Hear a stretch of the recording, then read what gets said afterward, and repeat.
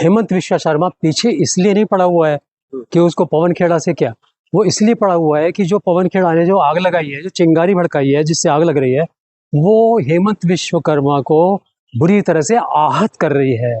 उसने वो पॉइंट उठा दिए हैं जिनके से अगर नहीं उसने इस तरह की गाली गलौज की, इस तरह से नहीं कहा कि मैं इसे दबा दूंगा, इसको मैं जेल भेज दूंगा, ये करूंगा, तो ये उसके विरुद्ध चला जाएगा।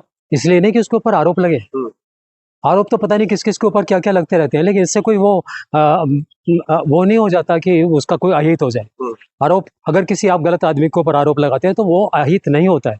लेकिन अगर जिसे कहते हैं ना चोर की दाढ़ी में तिनका, इसकी दाढ़ी में इतना बड़ा तिनका घुसा दिया है पवन खेड़ा ने कि इसको इतना दर्द हो गया है कि इसका कुछ जवाब इसको ऐसा ही देना पड़े। लेकिन जो पासपोर्ट का बात है उसमें कहा जा रहा है कि कोई सबूत नहीं है, कोई तथ्य नहीं है, ऐसे ही जो है पवन खेड़ा ने आरोप लगा दिया।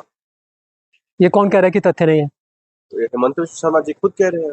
तो हेमंत विश्व शर्मा ये कहेगा कि मैं चोर हूँ?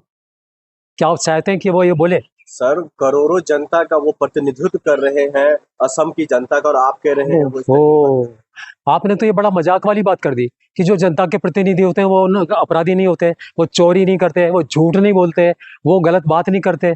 क्या प्रतिनिधित्व करने से कोई वो उसको ये इस बात का प्रमाण है कि ये बहुत पवित्र आदमी है, सच्चा आदमी है?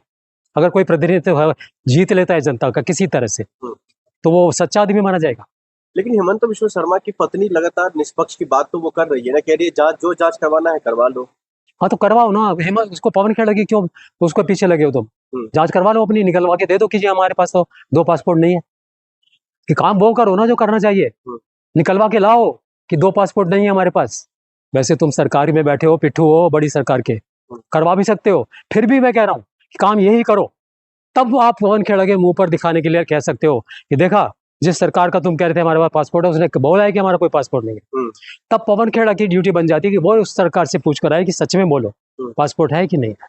लेकिन पवन खेड़ा जो उन्होंने जो एलिगेशन लगाया है, जो आरोप लगाया है, उसका तो वो स्रोत बताए ना, तथ्य बताए ना, जो कहाँ से क्या कैसा है। अभी आपने दुनिया भर में सुना है कि स्रोत बताना, तथ्य बताना जरूरी नहीं है।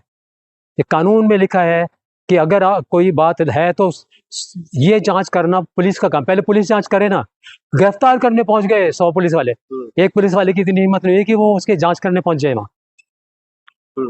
वो भी अपनी जांच करवा के ले आता ना अपने पुलिस वालों से कि जी बताओ भाई, जाके मेरी पुलिस वाले जांच करके बताएं कि मेरे पास 2 पासपोर्ट है कि नहीं है, मैंने वो हेरा फेरियां कर रखी है कि नहीं, मेरे विदेशों में खाते हैं कि नहीं है, बताए ना, उसकी जांच करवा के अपने आप ला दे।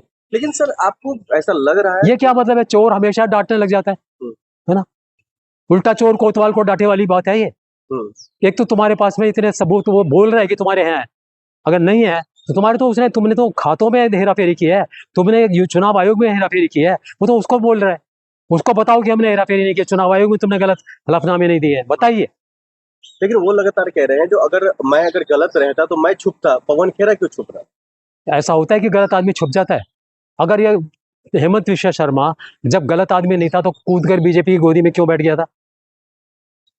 अगर गलत आदमी नहीं था, जब इसके ऊपर आरोप लगे थे हेरा फेरी के, और गलत आरोप अगर ये छुपकर नहीं बैठा था और वहां चला गया था, तो इसका मतलब मान लो कि मैं आरोपी था। पवन खेड़ा सामने क्यों नहीं आता है? वो सामने आकर के क्यों नहीं अपनी बात रखता है? वो क्यों छुप क्यों रहा है? हाँ तो इससे बोलो कि तू इसके साथ ऐसी हरकतें ना कर। पावर में वो बैठे, ये क्या बात कर रहे हो आप? आज हेमंत विश्व शर्मा तो फिर भी चीफ मिनिस्टर है, वो भी बीजेपी का है ना, और वो उसके खिलाफ आप जाके बातें कर रहे हो, तो वो तो उसको अरेस्ट कराएगा, उसको सजा दिलवाएगा, सब कुछ करेगा, ठीक है। एक आम एसएचओ भी, अगर एक पुलिस वाला भी किसी को जाके धमकाने लग जाता है तो वो भी बेचारा छुप कर भागेगा। तो यहाँ तो ये पवन खेड़ा को जो है धमकाया जा रहा है, डराया जा रहा है, जेल में डालने की जो ये धमकी नहीं है तो क्या है, ये डराना नहीं है तो क्या है, ये भी तो एक उल्टा आप ये काम कर रहे हो। उसे डरा रहे हो, धमका जेल भेज देंगे तुझे, है तेरे को पेड़ा बना देंगे, तेरे को औकात बता देंगे, क्या क्या बोल रहा है एक चीफ मिनिस्टर बोल रहा है। ये आहत इसलिए है क्योंकि इसकी चोर की दाढ़ी में तिनका है, इसलिए इतना उछल उछल कर बोला इसको मैं छोड़ूंगा नहीं, इसको मैं छोड़ूंगा नहीं।